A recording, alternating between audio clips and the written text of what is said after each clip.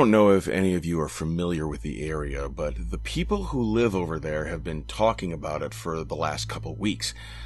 No one can agree on what it is, but one thing they know is a lot of pets have gone missing. Birds, too.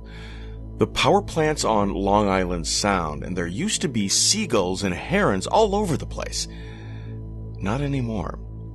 The Connecticut Post's main office is only a few blocks away on State Street, but they haven't published stories about anything out of the ordinary.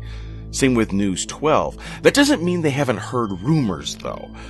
A guy I work with, Dion Hargrove, called up the Post last week to tell them about something he saw over by the old Remington building.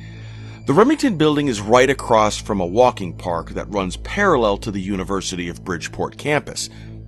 The park's beautiful during the day, but at night, like the rest of the area, it's sketchy as all hell. If what Dion saw was after dark, he wouldn't have thought much of it. He wouldn't have stayed to watch, but at 11 a.m. on a sunny day, he knew what he was seeing was very out of place. While Dion walked, he noticed a person crouching by the front door of the Remington building. He wasn't too close, but it was a clear shot across the street through the chain-link fence. The person was wearing a heavy green New York Jets coat, despite it being almost 80 degrees out and humid. In his hands was a cat, and he was eating it. Now, Bridgeport has its share of homeless people, many of whom are mentally ill. If you remember that story from Florida about the homeless guy who ate his friend's face, well, he was originally from Bridgeport, but I digress. As Dion watched, the guy buried his face into the poor cat's belly and gnawed away. Then he looked up and saw Dion watching him. He dropped the cat and ran, but not before Dion could see something was very wrong with him. First off, he looked extremely overweight. That alone isn't worthy of mention, of course, but there was something deeply unsettling about his bulk. It shifted under the heavy coat as he ran, but not with his steps. It moved on its own. Right before the man turned the corner into the rear of the building, something fell from his coat. It was a reddish-gray slab of skin.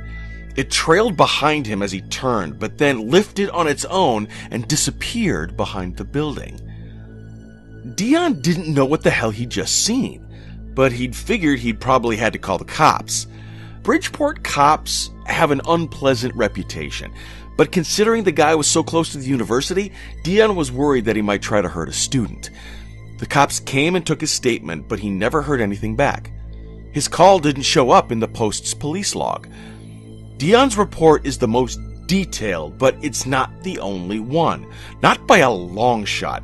Boaters in Long Island Sound have complained about their motors getting snagged and ruined as they pass by the power plant.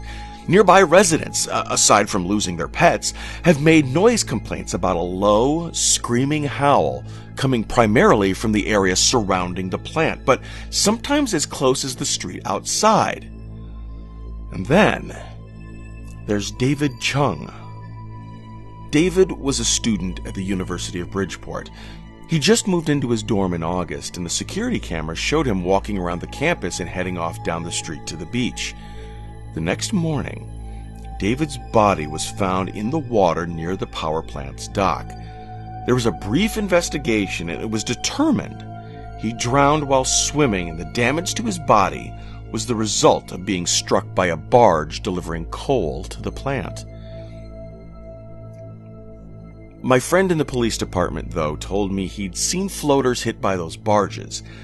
David didn't look anything like them.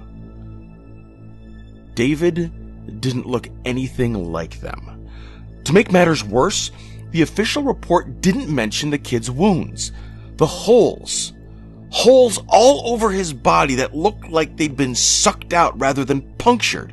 And the report also neglected to mention the fact that David had been found wrapped in a heavy, green New York Jets coat. The same one Dion Hargrove had described to the police. To anyone who thinks this warrants more of an investigation, I implore you to spread this around. I want people to see what's happening here and not let this violence get swept under the rug like in every other urban community. Because I know something very wrong is living near that power plant.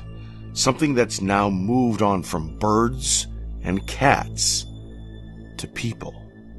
And every night, as I shiver behind locked doors with my rifle, I can hear it howling.